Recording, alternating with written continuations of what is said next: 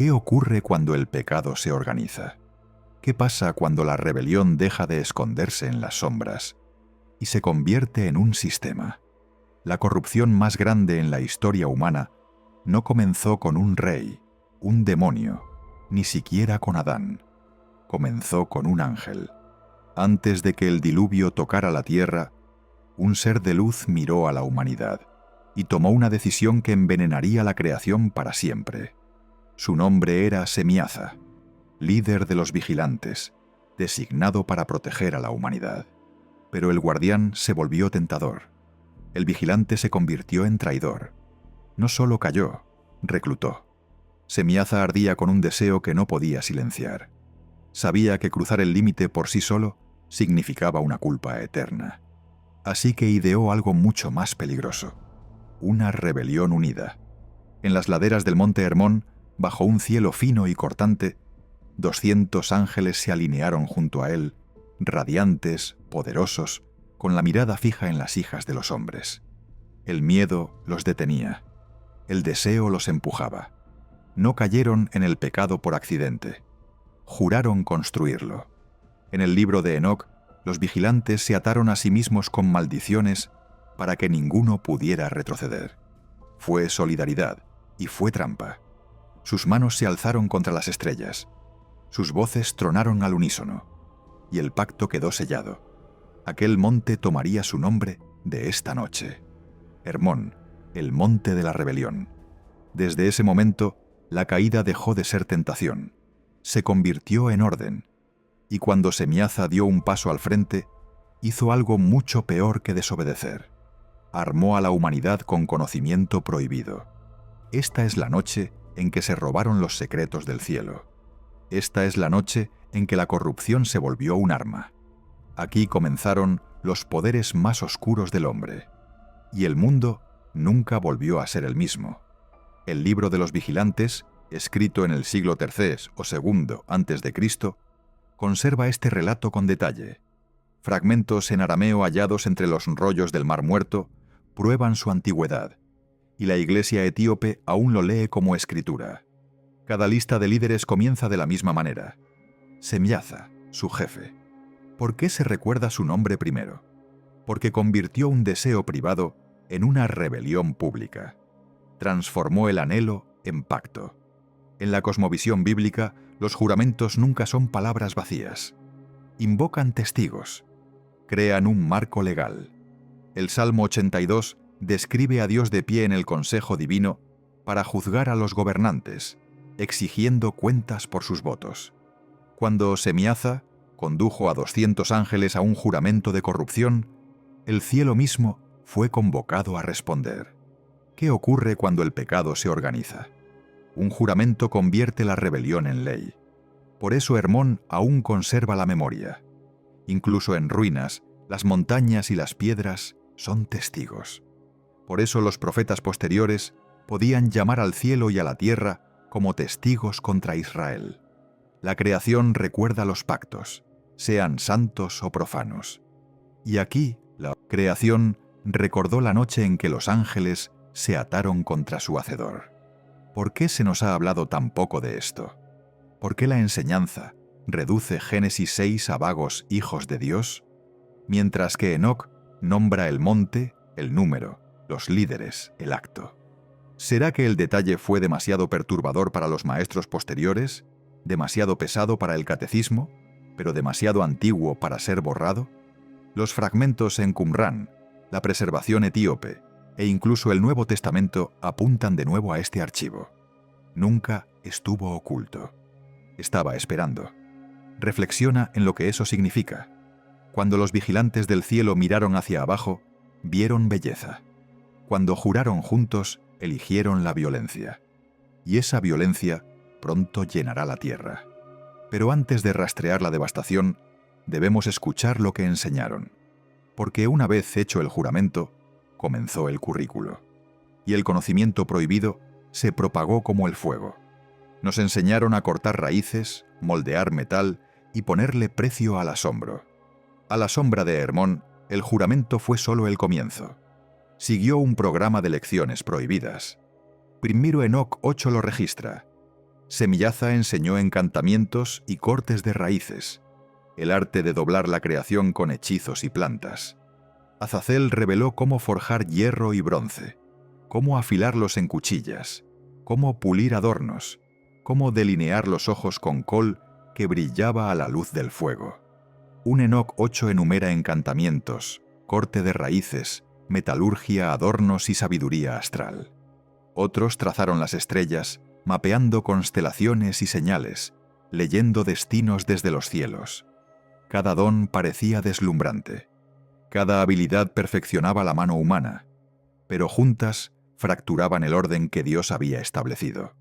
Génesis 6:11 declara: «Y se corrompió la tierra delante de Dios, y estaba la tierra llena de violencia».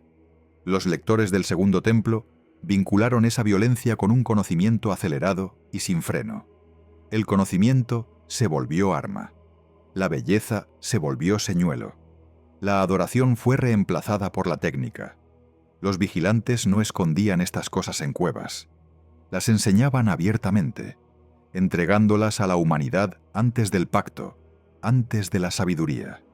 Por eso los lectores del Segundo Templo lo vieron como corrupción, progreso sin altar, brillantez sin reverencia, un fuego que aún no debía arder.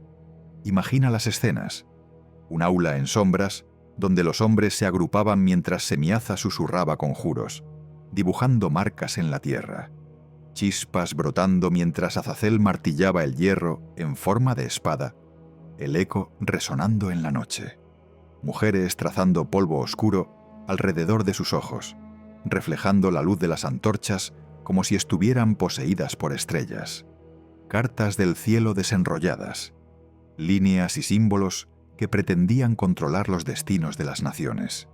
Para el ojo inexperto, todo parecía avance, pero el avance sin pacto es una mentira. El don sin altar se vuelve espada. Proverbios dice que el temor del Señor es el principio de la sabiduría. La destreza sin ese temor descompone al ser humano. Esa es la diferencia entre la sabiduría de Salomón, donde la metalurgia, la arquitectura y la poesía servían al templo, y el currículo de los vigilantes, donde esas mismas habilidades servían solo a la vanidad y la guerra. Apocalipsis 18 más tarde lo llamará hechicerías, una economía de encantamiento que vende ilusiones y poder. La semilla de esa economía se planta aquí. ¿Cambia eso tu visión del progreso? ¿Te inquieta la manera en que el conocimiento por sí solo es celebrado como salvación? Se nos enseñó que la caída fue sobre un fruto, pero el archivo más profundo dice que la caída se extendió al conocimiento, mal usado, mal aplicado, desligado de la adoración. Este es el currículo que desató Semiyaza. Deslumbraba, seducía y destruía. La caída se esparcía a través de la cultura, y pronto las consecuencias tomarían forma en carne. Gigantes caminarían por la tierra. Génesis 6:4 lo declara sin rodeos. Había gigantes en la tierra en aquellos días, y también después, cuando los hijos de Dios se unieron con las hijas de los hombres, y ellas les dieron hijos. Estos fueron los valientes que desde la antigüedad alcanzaron renombre. Hambre, ruido, miedo. Las uniones selladas en Hermón no quedaron en secreto. Dieron a luz gigantes, carne que sobrepasaba los límites, voces que hacían temblar el suelo. Su presencia consumía la tierra. Un Enoc 7 los describe devorando lo que el hombre producía hasta dejar vacíos los graneros. Luego se volvieron contra las bestias y finalmente contra los propios hombres. ¿Cómo llamas al poder que se devora a sí mismo? El apetito se convirtió en ley. Las aldeas colapsaban bajo el sonido de sus pasos.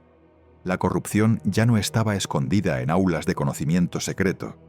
Caminaba en cuerpos demasiado grandes para que el mundo los sostuviera. Entre estos gigantes estaban los hijos del mismo Semiyaza, Ohya y Jaya.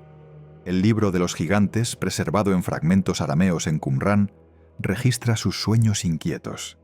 Una tablilla tragada por el diluvio, un árbol arrancado de raíz, presagios garabateados en la oscuridad, Sabían que se acercaba un ajuste de cuentas.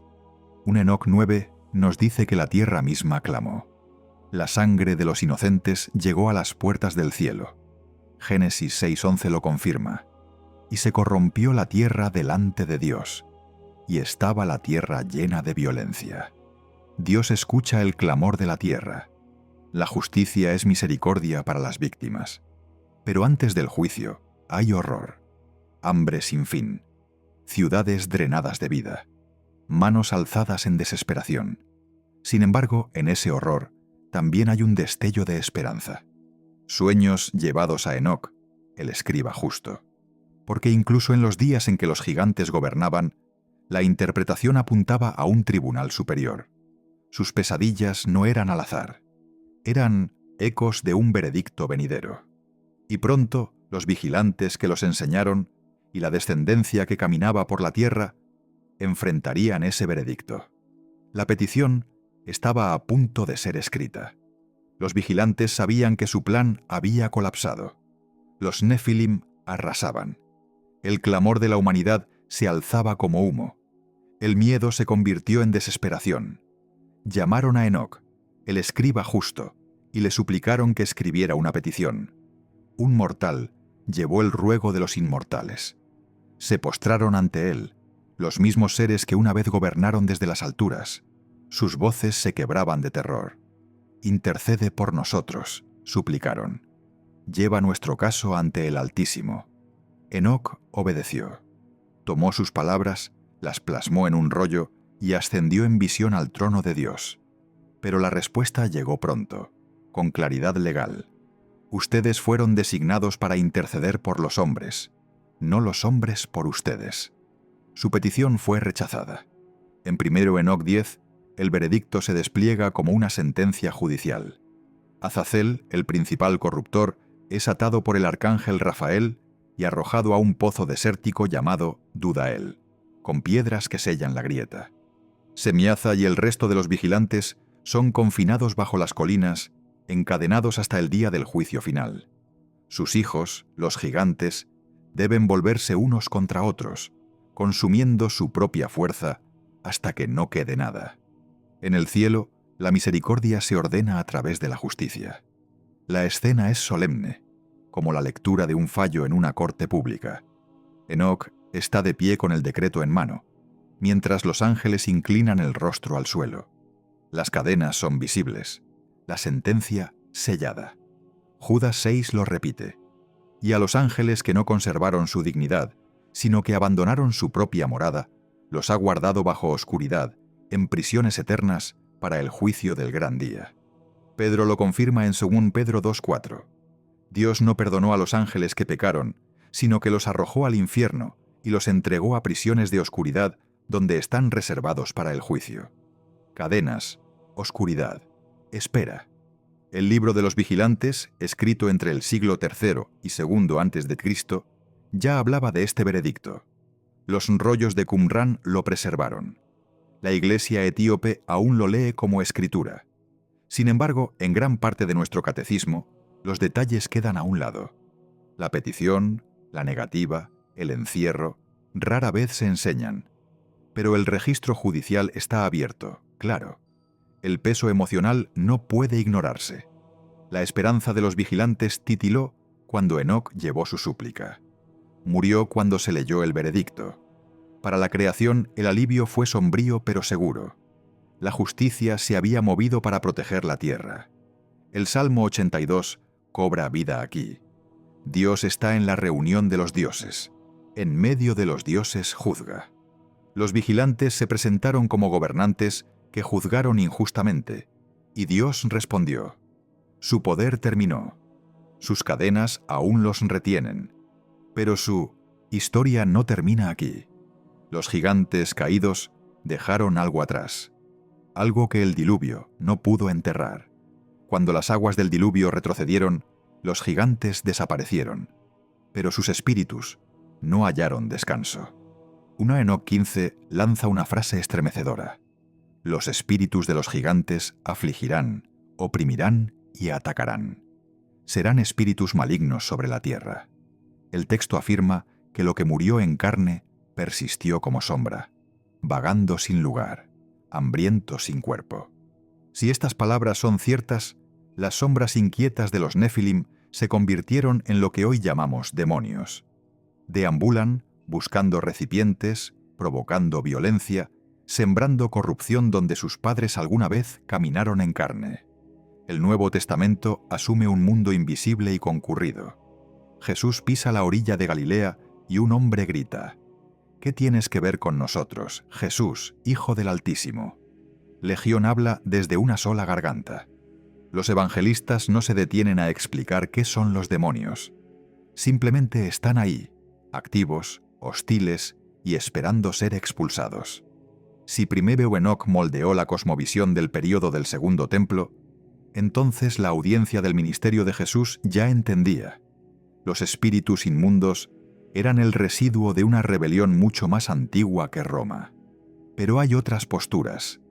Algunas tradiciones sostienen que los demonios son ángeles caídos, aún libres y vagando. Otras los ven como el ejército de Satanás, sin distinción de su rebelión. Algunas más los interpretan como espíritus ancestrales o territoriales, poderes locales atados a lugares y memorias. Judas 6 y 2 Pedro 2:4 complican el panorama. Describen a los ángeles que pecaron como atados con cadenas, esperando juicio. Si los ángeles están encadenados, ¿quiénes son los inquietos que Jesús expulsaba? La respuesta en Enoc es tajante. Los ángeles están encadenados, pero su descendencia gigante permanece como espíritus, sin cuerpo, pero activos. La Iglesia primitiva debatió estos archivos. Tertuliano, Justino Mártir y otros mencionaron a los vigilantes al hablar de demonios, pero el canon occidental finalmente excluyó a un Enoc, dejando solo ecos. Solo en Etiopía permaneció como escritura, leído en voz alta como parte del canon vivo. El resultado es una brecha, una afirmación que antes era conocida, preservada en Qumrán, repetida por los padres de la Iglesia, pero a menudo ignorada en la enseñanza posterior. Imagina el paisaje después del diluvio. Las aguas bajan, la tierra humea bajo el sol, vapores se elevan y con ellos sombras inquietas. El mundo parece limpio, pero algo invisible se agita. Ahora avanza hasta Galilea, una orilla en silencio. Pescadores observan a un hombre retorcerse, su voz fragmentada en muchas. Jesús ordena, y los espíritus suplican entrar en cerdos. Corren hacia la piara, se ahogan. Los cuerpos perecen otra vez. Los espíritus se dispersan. Los orígenes importan para el discernimiento. Esto significa que el conflicto invisible no es especulación, sigue activo. Significa que las categorías importan al hablar del mal, la tentación, la posesión. 1 Corintios 14 nos recuerda: los misterios deben enseñarse con claridad, no con confusión. Sopesamos las fuentes, distinguimos entre cadenas y espíritus errantes y recordamos que el Nuevo Testamento no guarda silencio. Jesús se enfrentó directamente a este ejército invisible. Los expulsó. Expuso su debilidad ante la autoridad del Hijo de Dios. Entonces, ¿dónde ves sus huellas? Violencia multiplicándose, identidades fracturadas, adoración convertida en espectáculo. La respuesta no es el miedo, es la precisión. Los espíritus fueron juzgados una vez en carne. Su juicio final aún aguarda. A continuación, el concilio y la brecha. Génesis 6:1-4 dice: Cuando los hombres comenzaron a multiplicarse sobre la faz de la tierra y les nacieron hijas, los hijos de Dios vieron que las hijas de los hombres eran hermosas, y tomaron para sí mujeres, escogiendo entre todas. Había gigantes en la tierra en aquellos días. Durante siglos, muchos maestros suavizaron estas palabras como alegoría. Sin embargo, el texto es directo. Menciona hijos de Dios, un término que en otras partes de la Escritura se refiere a seres espirituales en el consejo divino. Revelado a plena vista. Daniel 4 ofrece la clave. Nabucodonosor sueña con un árbol talado por un vigilante, un santo que descendía del cielo. El decreto es emitido por los vigilantes. una palabra que no se usa a la ligera.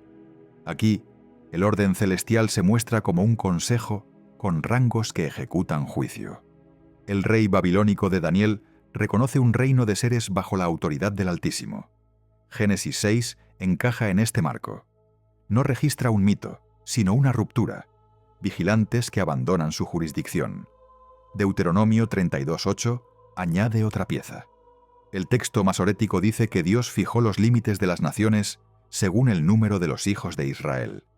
Pero los testigos más antiguos, los rollos del Mar Muerto y la Septuaginta griega, dicen según el número de los hijos de Dios.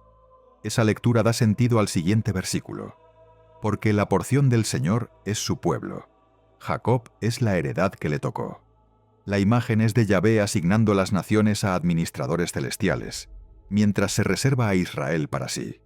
Un consejo con responsabilidades. Génesis 6 describe una violación de ese orden, cuando algunos de esos gobernantes designados abandonaron sus puestos para tomar lo que no les correspondía. El Salmo 82 da el martillazo final. Dios está en la reunión de los dioses, en medio de los dioses juzga. El salmista escucha al Altísimo reprender a estos gobernantes. ¿Hasta cuándo juzgarán injustamente y favorecerán a los impíos? El lenguaje es severo. Estaban destinados a guardar la justicia en la tierra. En cambio, tropezaron. El Salmo concluye con su sentencia. Ustedes son dioses, hijos del Altísimo, todos vosotros. Pero como hombres morirán y caerán como cualquiera de los príncipes. Es una imagen de tribunal. El juez de toda la tierra exige cuentas incluso a los gobernantes espirituales. Imagina la escena dibujada como una sala de juicio. El trono del Altísimo se alza en el centro. A su alrededor, vigilantes, santos, hijos de Dios, cada uno encargado de una jurisdicción. Las naciones se extienden abajo, asignadas como responsabilidad de estos gobernantes. Y entonces ocurre la ruptura. Génesis 6 la registra. Aquellos que debían vigilar descendieron para apoderarse. Las líneas entre reinos colapsaron. Un consejo diseñado para el orden dio a luz al caos. Los rollos de Qumrán confirman que los antiguos lectores veían esto con claridad. Preservaron el texto de Deuteronomio con hijos de Dios, no hijos de Israel. El mundo del Segundo Templo comprendía un cielo poblado, ordenado pero vulnerable a la rebelión. Los primeros cristianos heredaron este archivo. Cuando Judas habla de ángeles guardados en prisiones eternas, o Pedro recuerda a aquellos arrojados a la oscuridad tenebrosa, están leyendo Génesis 6 a través del lente de este consejo. Así, las piezas encajan. Génesis 6 no es una especulación marginal. Es parte de una red. Los vigilantes de Daniel, las asignaciones de Deuteronomio, el juicio del Salmo 82. Cada texto refuerza a los otros. Juntos revelan un sistema legal cósmico violado por Semiaza y su hueste. Revelado. A plena vista. Esto significa que los límites que Dios establece no son arbitrarios. Protegen la vida. Cuando se cruzan, el costo se propaga por la creación. Génesis 18:25 lo recuerda. El juez de toda la tierra hará lo que es justo. La justicia no es solo misericordia para los débiles, también es juicio sobre los gobernantes que desobedecen su encargo. El cielo no es caos, es orden. Y cuando el orden se rompe, el tribunal se reúne. Pero si las escrituras de Israel preservan este relato, ¿qué hay de sus vecinos? ¿Recordaron otras culturas la caída de los vigilantes en formas distintas? Los ecos resuenan en Egipto y Mesopotamia, donde el conocimiento prohibido también fue cantado como poder. A la luz de las antorchas, en una cámara del templo, un sacerdote lector se inclina sobre una figura de cera. Canta palabras que cree canalizan Heka, la palabra egipcia para el poder divino.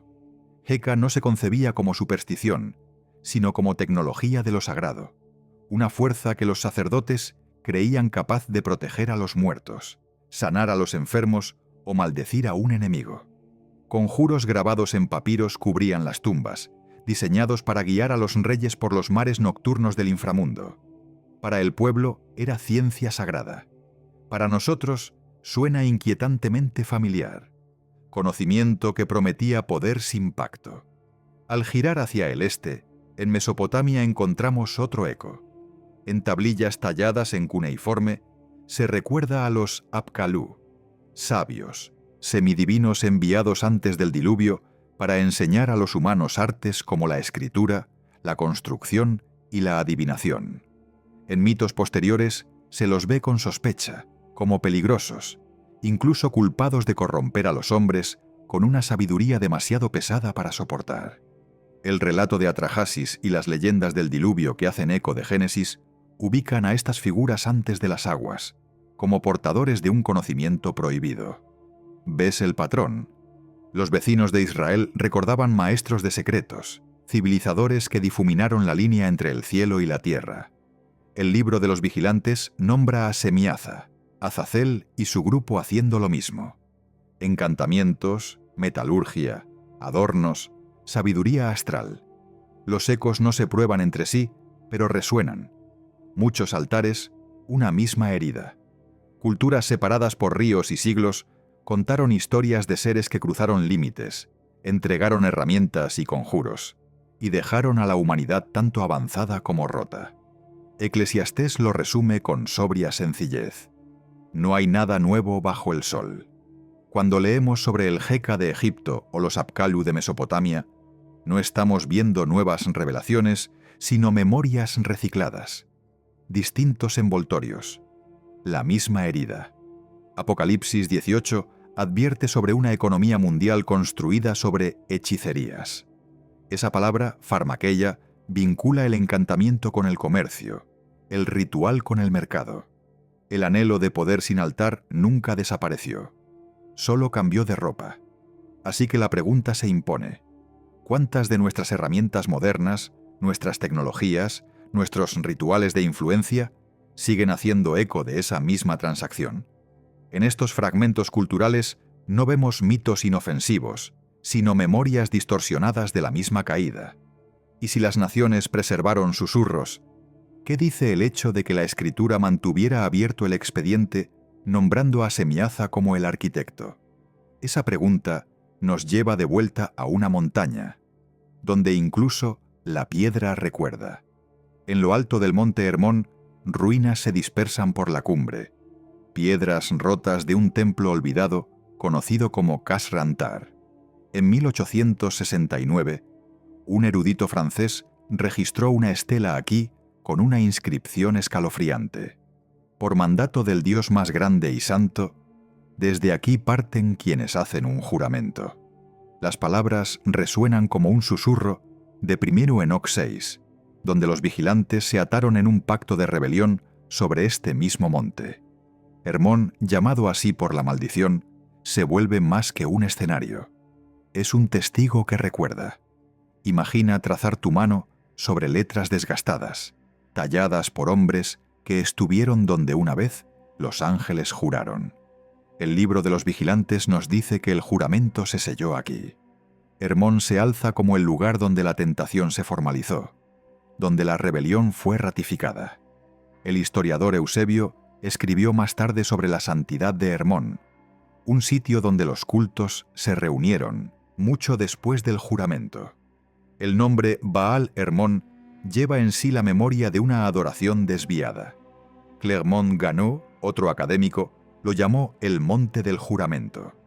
La evidencia es fragmentaria, la inscripción desgastada, pero su resonancia es innegable.